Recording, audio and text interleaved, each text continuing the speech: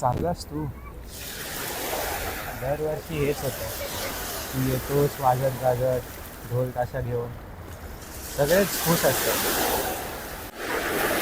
बाप्पा, तुला माहिती आहे ना, लोक तुला देव मानतात, पण मी तुला माझं सोबती मानतो.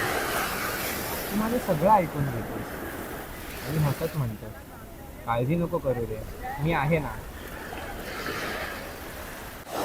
बाप्पा, माझ्या आयुष्यात तुझ्याशिवाय कोणीच नाही रे. तूच माझा सखा, तूच माझी आई, तूच माझा बाप, तूच माझी पंढरी. हे 11 दिवस असं वाटतं ना, की कोणतीच वाईट शक्ती माझं काहीच नाही करू शकत.